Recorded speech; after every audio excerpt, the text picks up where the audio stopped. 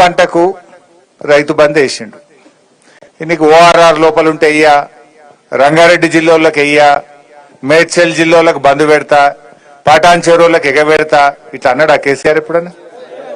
ఎవరన్నా కానీ ఈ రాష్ట్రంలో అది ఎస్సీయా, ఎస్టీయా, బీసీయా, మైనారిటీయా, ఓసీయా, రైతు అయితే చాలు, రైతుల ఆత్మగౌరవం పెంచాలి అని ఈ ప్రపంచంలోనే రైతుకు నగదు బదిలీ చేసిన నాయకుడు కేసీఆర్, బీఆర్ఎస్ పార్టీ. రేవంత్ రెడ్డి వచ్చినాక ఇప్పుడు ఏమంటుండు, నేను పటాన్ చెరువు మీద, ఆయనకు నాకైతే అర్థం కాలేదు, పటాన్ చెరువు మీద ఎందుకు పగబట్టిండో నాకు అర్థమవుతలేదు రేవంత్ రెడ్డికి. ఏం అన్యాయం చేసింది నీకు పటాన్ చెరువు?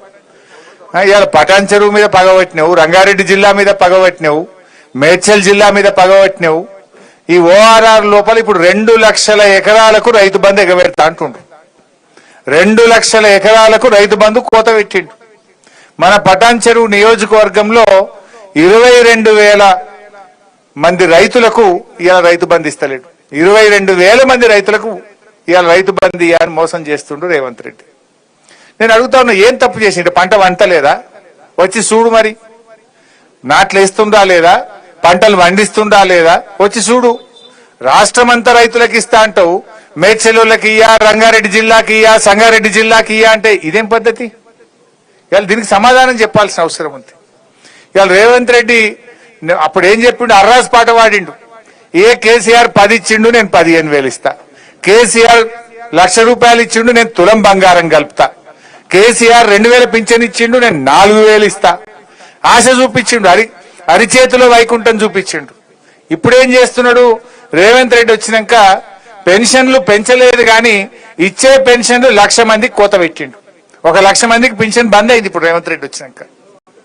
పెన్షన్లలో కోత, కరెంటులో కోత, కేసీఆర్ కిట్లో కోత, ఇవాళ న్యూట్రిషన్ కిట్ లో కోత, విద్యార్థుల ఫీజు రియంబర్స్మెంట్ లో కోత, రైతు బంధుల్లో కోత, ఏది చూసినా కోతలే పెడుతుంటు. అందుకే నువ్వు యనుమల రేవంత్ రెడ్డి కాదు, కోతల రేవంత్ రెడ్డివి అంట. వెనకటెక్కడో ఒకసారి మానకొండూరు పోయిన నేను. మానకొండూరు పోయి నువ్వు అరే అన్ని ఎగబెట్టినవా రేవంత్ రెడ్డి, ఆడపిల్లలకు 2,500 ఎగబెట్టినావు, ఆడపిల్లలకు స్కూటీలు ఎగ్గొట్టినావు, తులం బంగారం ఎగ్గొట్టినావు, ఫీజు రియంబర్స్మెంట్ ఎగ్గొట్టినావు అని నేను మాట్లాడినా. ఎగ్గొట్టినావు అని ఎగవేతల రేవంత్ రెడ్డి అయ్యా అన్న. నేను హైదరాబాద్ జరగకముందే నా మీద కేసు పెట్టారు. ఎందుకు కేసు అంటే, రేవంత్ రెడ్డి నువ్వు ఎగవేతల రేవంత్ రెడ్డి అంటే, వాడు ఎగవేతల రేవంత్ రెడ్డి అంటే ఆయనకు బాగా నొప్పి అయిందట. నువ్వు ఎగవేట్టినావు కనుక ఎగవేతల రేవంత్ రెడ్డి అన్న, ఇప్పుడు కోతలు పెట్టినావు కనుక కోతల రేవంత్ రెడ్డి అంటున్నా. ఇవాళ మళ్ళీ కేసు పెట్టాడో ఏమో నాకు డౌట్. నేను హైదరాబాద్ వరకు మళ్ళీ ఇవాళ కూడా కేసు అవుతుందని నాకైతే డౌట్ ఉన్నది. పెట్టు ఎన్ని పెడతావు నేను అంటనే ఉంటాం. నువ్వు అన్ని ఇచ్చేదాకా, కోతలు బంధు పెట్టేదాకా, మా పటాన్ చెరువు రైతులకు రైతు బంధు ఇచ్చేదాకా నిన్ను కోతల రేవంత్ రెడ్డి అంటాం. ఏది ఇలా 2 లక్షల మంది రైతులకు నువ్వు ఇలా నష్టం చేస్తున్నావు. 2 లక్షల రైతు కుటుంబాలకు ఇవాళ అన్యాయం చేస్తున్నటువంటి నిన్ను తప్పకుండా కోతల రేవంత్ రెడ్డి అనే పిలవాల్సి వస్తుంది. ఏం చేసిండ్రు రైతులు?